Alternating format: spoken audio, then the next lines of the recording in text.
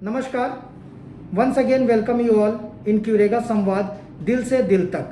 आज हमारे साथ senior consultant physician doctor Danish Memon हैं, जो कि नोबल हॉस्पिटल में काफ़ी सालों से कार्यरत हैं। डॉक्टर दानिश मेमन ने कोरोना के टाइम में बहुत ही अच्छा काम किया है और बहुत सारे पेशेंट को कोरोना में ट्रीट किया है। आज हम डॉक्टर दानिश मेमन सर से ये जानेंगे कि अभी का जो कोरोना का वेव्स है उसमें HRCT कब करना चाहिए, कितनी फ्रीक्वेंसी के साथ करना चाहिए, और दूसरा हम डॉक्टर साहब से जानने की कोशिश करेंगे कि वैक्सीनेशन का क्या रोल है, कितना इम्पोर्टेंट है वैक्सीनेशन। अब भी जो भी पेशेंट आ रहे हैं उसमें वैक्सीन जिन्होंने लिया है उस पर अभी के वेव्स का क्या असर है, और जिन्होंने वैक्सीन नहीं लिया है उनमें कोरोना का तीसरे वेव की क्या सीवियरिटी है। तो doctor Danish Memon, now over to you.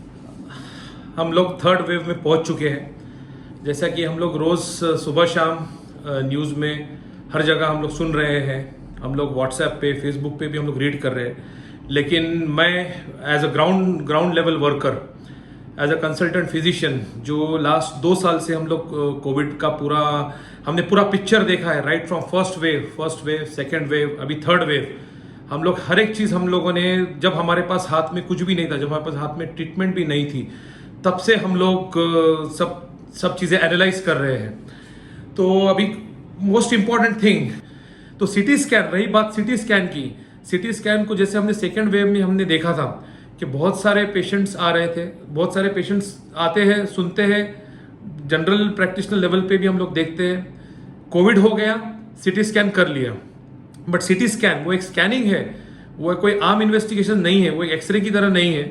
तो सिटी स्कैन कब करना चाहिए?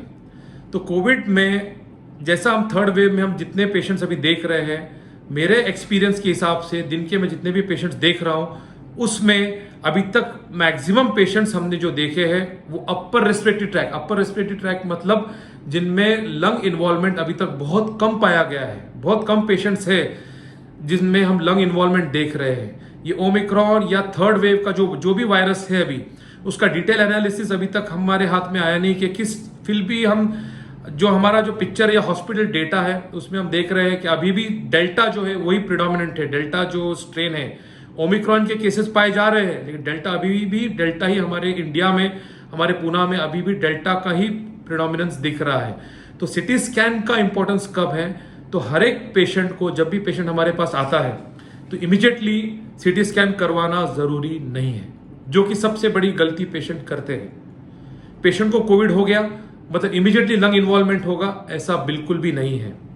पेशेंट को कोविड होने के 5 to 7 डेज के बाद में यूजुअली हम लोग सिटी स्कैन करवाते हैं। वो भी हर पेशेंट में करना जरूरी नहीं है। 1 हफ्ते के बाद में अगर आपके सिम्टम्स ट्रीटमेंट लेने के बाद, डॉक्टर को कंसल्ट करने के बाद, क्लिनिशियन को कंसल्ट करने के बाद में अगर आपके सिम्टम्स बढ़ रहे हैं, आपकी खांसी अगर बढ़ रही है या आपको सांस लेने में तकलीफ हो रही है, तो ही सिटी स्कैन का रोल है। तो हर एक पेशेंट को सिटी स्कैन करवाने की जरूरत नहीं है। हर एक कोविड पेशेंट को कोविड टेस्ट रिपोर्ट देखने के साथ ही सिटी स्कैन करवाने की जरूरत नहीं है। सिटी स्कैन करवाना ये हमेशा ये डिसीजन जो है, जो आप क्लिनिशियन को, जो फिजिशियन को आप दिखा रहे हैं, उन पर ही छोड़ना चाहिए। और सिटी स्कैन का जो मेन रोल है वो हमेशा सिम्टम्स के ऊपर, साइंस के ऊपर डिपेंडेंट है, और ड्युरेशन, डिजीज का जो ड्युरेशन है उस पर डिपेंडेंट है. म्हणून सिटी स्कॅन जे आहे ते सुरुवातीला कोविड पॉझिटिव्ह आल्या करणं गरजेचं नाही आहे. ते आपल्याला सिम्पटम्स प्रमाणे, आपल्याला काय लक्षणं आहेत त्याच्याप्रमाणे आपल्याला करणं योग्य आहे. आणि दुसऱ्या आठवड्यात त्याला महत्व आहे. सुरुवातीला सिटी स्कॅन करणं गरजेचं नाही आहे. It is waste. सुरुवातीला सिटी स्कॅन करू नका. आणि दुसरा महत्त्वाचा मुद्दा जो मी आज डिस्कस करणार, जो मी आज तुम्हाला सांगणार आहे, तो आहे सध्याच्या परिस्थितीमध्ये काय आहे, काय घडतंय आणि काय आपल्याला आम्हाला बघायला मिळतंय. तर आम्ही बघतोय की जो पेशेंटने वैक्सीन लिया है, ज्यांनी वैक्सीन घेतलेला आहे, ऐसे जो पेशेंट्स हैं दे आर बिकमिंग लेस सिक. त्यांना काहीच त्रास होत नहीं है. तो ये चीज प्रूव हो चुकी है कि वैक्सीन ने अपना काम कर दिखाया है. अभी आप पूछोगे कौन सा वैक्सीन, कोई भी वैक्सीन हो, वैक्सीन लेना जरूरी है. कोविड का कोवैक्सीन हो, कोविशील्ड हो, जो भी वैक्सीन आपको मिले, जो भी अभी तक जिसने वैक्सीन नहीं लिया है, मैं ऐसा ही बोलूंगा, you are sitting on an atom bomb. आप बॉम्ब के ऊपर बैठे हो, आप टाइम बॉम्ब के ऊपर बैठे हो अगर आपने वैक्सीन नहीं लिया है तो वैक्सीन ले लीजिए, जो अवेलेबल है वैक्सीन ले लीजिए। और हम देख रहे हैं जिन्होंने वैक्सीन के दोनों डोज कंप्लीट किए हैं, ऐसे पेशेंट को कुछ भी तकलीफ नहीं हो रही है। कोविड होने के बावजूद भी उनका जो भी हम प्रॉब्लम्स हम देख रहे हैं, उनका कोविड जल्दी से जल्दी अच्छा हो रहा है। उनको हॉस्पिटलाइजेशन का जो परसेंटेज है वो नेग्लिजिबल है। तो वैक्सीन अपना काम कर रही है। और जिन्होंने 2 वैक्सीन लिए हैं, जो बूस्टर है, जो गवर्नमेंट जिसको प्रिकॉशन डोज बोल रही है, वो जल्दी से जल्दी अपना नंबर आते ही आप ले लीजिए, उसका भी फायदा मिलेगा। हमने डेटा ये बताता है कि जिन्होंने प्रिकॉशन डोज या जिन्होंने बूस्टर डोज लिया, उनको 80-85% तक का प्रोटेक्शन मिलने वाला है। 80-85% का प्रोटेक्शन का मतलब ये है, देयर आर चांसेस 80-85% पेशेंट वो कॉम्प्लिकेशंस में नहीं जाएंगे, वो सीवियरिटी में नहीं जाएंगे। तो वैक्सीन का बूस्टर आपको कोविड की सीवियरिटी से 80-85% तक बचाने वाला है। तो बूस्टर पे स्ट्रेस देना जरूरी है। बूस्टर अगर जो लेना चाहते हैं, उन्होंने सबसे पहले प्रायोरिटी पे जिनको मिल रहा है बूस्टर ले लीजिए।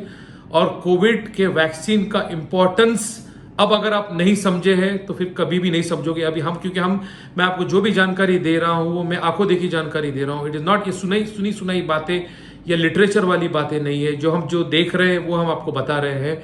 जितने भी पेशेंट्स आईसीयू में अभी एडमिटेड है, जो ऑक्सीजन पे है, जिनको वेंटिलेटर की जरूरत है, मैक्सिमम पेशेंट्स है जो अनवैक्सीनेटेड है।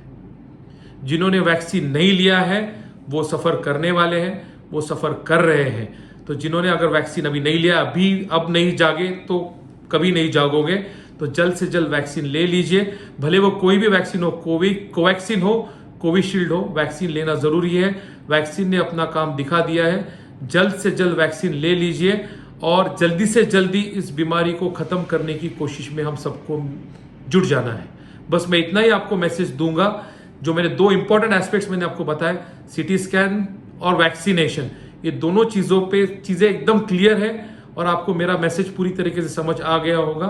और इसको आप फॉलो कीजिए, इसका आपको फायदा ही होगा। And vaccine is going to save us from this pandemic. Thank you. Thank you very much, Dr. Danish, for very detailed information about what is role of HRCT in COVID and what is the role of vaccine। और आपने जैसा कि बताया कि कैसे वो सारे patient जिन्होंने वैक्सीनेशन लिया है उनमें सीवियरिटी कितनी कम है, और जो कि आईसीयू में आपके अंडर में भी एडमिट है नोबल हॉस्पिटल में, मैक्सिमम पेशेंट ऐसे हैं जिन्होंने वैक्सीन नहीं लिया है। तो एक बार मैं और डॉक्टर दानिश दोनों ही आपसे ये रिक्वेस्ट करेंगे कि अगर आपने वैक्सीन नहीं लिया है तो प्लीज़ आप सबसे पहले वैक्सीन लें। अगर आपको कोई भी सिम्टम्स आता है तो आप उसको, जैसा कि डॉक्टर साहब ने बताया, कि आप उसको सेल्फ ट्रीट ना करें। जो भी आपके फिजिशियन हैं उनको मिले और उनके सलाह पे ही आप सीटी स्कैन या बाकी का जो भी टेस्ट या जो भी ट्रीटमेंट है आप अपने डॉक्टर को ही करने दें, सेल्फ ट्रीटमेंट ना करें। Thank you very much, Danish, for your contribution towards this program, and hope society will get lots of insight Yes. after listening your all Hope so. the discussion. Thank you very much. Thank you.